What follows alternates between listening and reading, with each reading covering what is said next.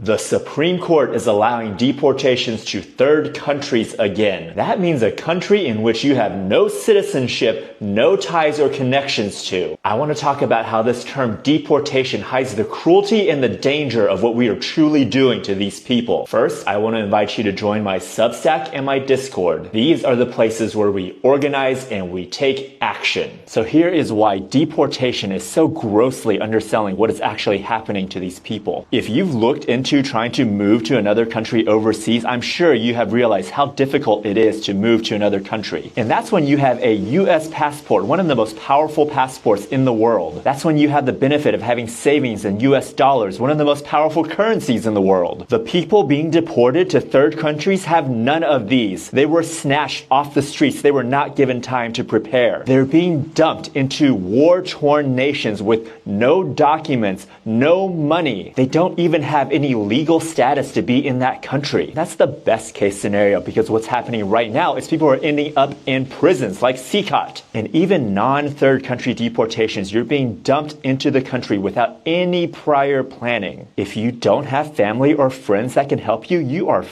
Again, let's go back to the case of the third country deportations. They don't have a legal right to be in that country. They're not a citizen of that country. They don't have a visa. We dropped them in that country and then immediately made them an undocumented illegal of that country. They can't leave that country because they don't have the proper documents to leave the country. They don't have a passport. They don't have cash. They don't have their credit cards. So they are completely at the mercy of whatever criminal elements or whoever else is around. I mean, just imagine for a moment, what would you do if you were dropped off in Sudan or in Libya with no documents, no money, no credit card, no phone, no nothing, you don't speak the language? What would you do? How would you survive? How would you find a place to live? How would you even buy food? How would you buy water? That is the reality that the sterile language of deportation is hiding. We might not be directly putting people in gas chambers yet, but mark my words, these deportations are killing people.